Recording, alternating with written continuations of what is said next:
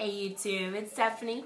Might I just start off saying Happy New Year to you and yours. May your new year be great. A couple things I'm going to cover, just like I promised on last one. We're going to go over a couple things hospital-wise, so we'll talk about how that was. And then we'll talk about a couple things that helped get me through.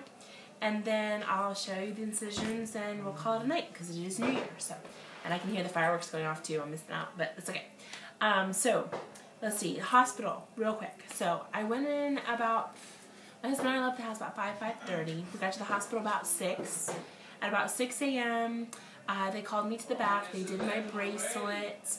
They got everything all ready as far as making sure that I'm there for the lap bands and all the questions that they asked prematurely, you know. And they kept asking it throughout the evening, but essentially I went from the front desk with my bracelet, with my family, to the back where the RN was. The RN did, we did a pregnancy test real quick just to be sure. As far as my illness affecting anything, it did not. Essentially, as long as I could breathe clearly and my lungs were clear, no flu-like symptoms and no fever. All 3 of those were perfect. So surgery was a go. So just to anyone out there that may have been sick, don't worry about it as long as you don't have those 3 things.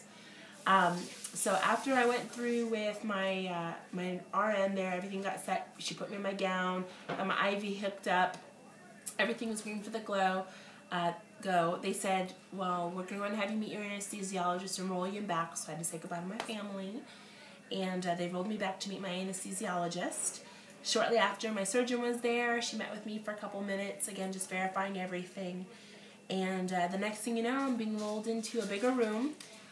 Where everybody's wearing a mask, and my anesthesiologist put in, he said, a sleepy time mix into my IV, and the room started spinning a little bit, and I started to get very sleepy, and they put a gas mask on and told me to take deep breaths, and one lady poked her head in and said, see you in 5 minutes, and then I was out. Literally, I feel like I closed my eyes for 1 moment, because the next minute I was opening them, and they were telling me to take deep breaths, that my throat may be sore. Make sure to take deep breaths. They told me, they asked me if I was in any pain, and I told them on a scale of 1 to 10, I said 8. I really said 8 mostly because my shoulder was killing me and because I was having a hard time breathing. So she gave me a little bit of morphine, and I was feeling better. I kept dozing in and out again and again. And then finally, they rolled me into where my family was, and once they got me over into that side of the room, the criteria for leaving were very simple. I had to do number 1, which is harder than you think. For some reason, you can't concentrate on it, so just so you know. Number 2 was that I was walking around, which was not a problem. Number 3 was so that I was able to take liquids. As long as I could sip some water and be okay with it, then I was good for the go. And I did. It took me a little longer than expected, but then I was good for the go. Once I got home, I slept pretty much most of the day, and then I did a video for you the next day. So some of the things I talked about in the last video, let's talk about things that got me through. Number 1 is Premazole. This is my acid reducer. I take 1 of these every day about 5 o'clock religiously. This helps with acid production in my stomach while I'm healing.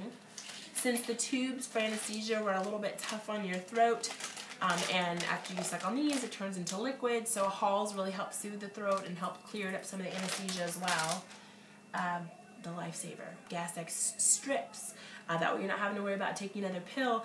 You just dissolve them on your tongue, and you can take, I think, between 2 and 4 per dosage. Big lifesaver. Helped a lot with the gas in my shoulder. And as soon as I ran out, I knew because my shoulder was killing me. So that was a big one. I'm not going to show you the front of this bottle, but this is my painkiller. Essentially, it is it's needed. Nothing really internally really hurt. It was more so my lungs until fully adjusted. She did fix a hiatal hernia inside me, so this helped with that. And then again, my shoulder was probably my worst culprit right now.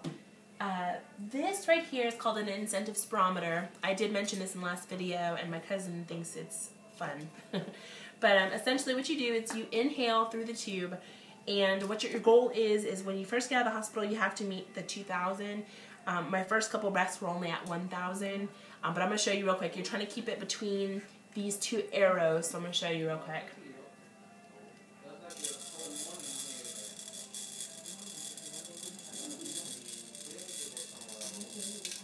right now, as you can see, I struggle a little bit to the 2,500, but really my goal is only 2,000, and again, that's to prevent blood clots and prevent pneumonia. So very important. Kind of, you know, carrying around is kind of a pain, but honestly, if it saves you, that's important. The next thing I'm going to show you really is my incisions. That's all the stuff that I really took to kind of help me get through. A lot of it's just remembering to walk and get bed rest, but the incisions is what a lot of you guys care about. Now again, I want to remind you that I got the spider done, which was the one incision. My doctor, Dr. Tiffany Jesse, does the one incision, again it's called a spider, but she does it around the curvature of my belly button. There's only one other incision, which is the hole that they put the gas in, so I'm going to go ahead and show you that. So this is the hole that they put the gas in. They put a little DermaBond, so the DermaBond is what's holding me together there, but again, it doesn't hurt. And then here is my marks.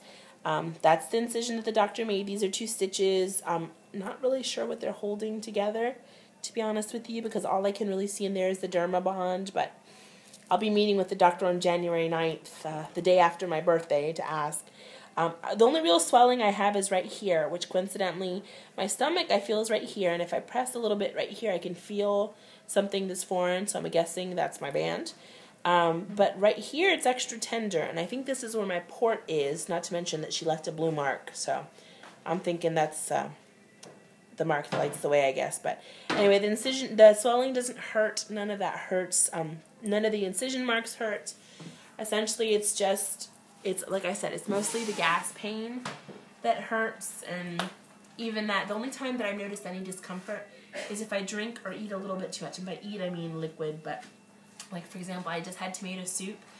I know I can only have maximum a cup of, like, liquidy broth, but something that's thicker, like pudding or jello or tomato soup, I can only really have about a half a cup. And right now, the full sensation is more like a little slight pressure, but other than that, everything's going really well. So I'll see you guys again next week. And like I said, no loss this week so far. I'm actually at the same exact weight, but right now let's just focus on healing. So I'll see you guys next week, and wish me luck.